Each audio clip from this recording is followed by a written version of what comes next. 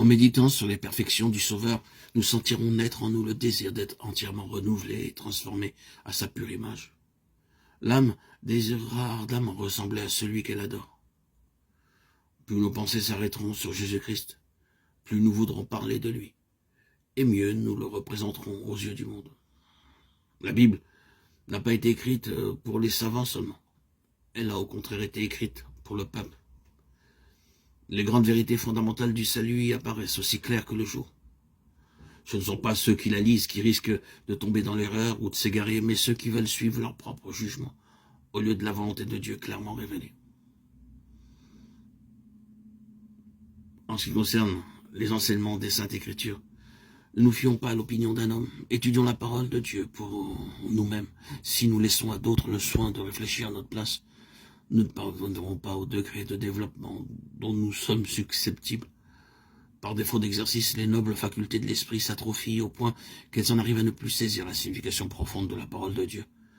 Par contre, elles prennent plus d'ampleur lorsqu'elles s'appliquent à saisir l'enchaînement des vérités bibliques. Rien n'est plus propre à fortifier l'intelligence que l'étude des Écritures.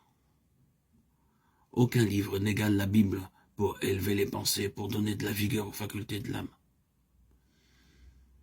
Si les hommes l'étudiaient comme elle doit l'être, ils posséderaient une largeur d'esprit, une noblesse de caractère, une constance de dessein qui se rencontre rarement à notre époque.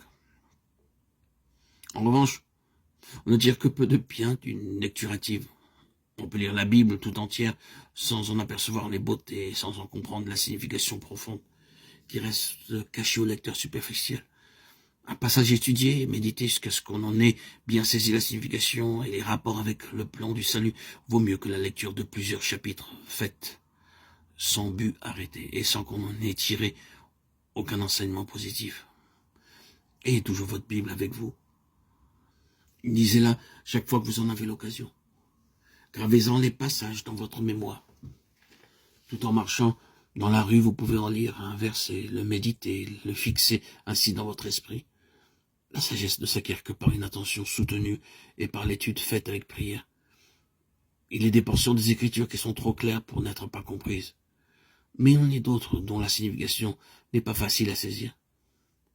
Il faut comparer les passages entre eux et les sonder avec soin, réflexion et prière. Une telle étude sera richement récompensée. De même que le mineur, en creusant la terre, découvre des filons du précieux métal, ainsi celui qui sonde avec persévérance la parole de Dieu, comme un trésor caché, y trouve des vérités de la plus grande valeur qui échappent au regard du chercheur négligent. Les paroles de l'inspiration serrées dans le cœur sont comme deux cours d'eau jaillissant de la source de la vie. Il ne faut jamais s'adonner à l'étude de la Bible sans prier. Avant d'ouvrir ces pages, il faut demander l'illumination du Saint-Esprit. Elle nous sera accordée. Quand Nathanaël vint à Jésus, le Sauveur déclara « Voici vraiment un Israélite dans lequel il n'y a point de fraude. » Nathanaël lui demanda « D'où me connais-tu » Avant que Philippe t'appelât, lui répondit Jésus, « Quand tu étais sous le figuier, je t'ai vu. » Jean 1, 47-48. Jésus nous verra aussi en prière, dans le secret de notre chambre, lui demandant de nous révéler sa vérité. Les anges seront avec ceux qui recherchent humblement la lumière divine.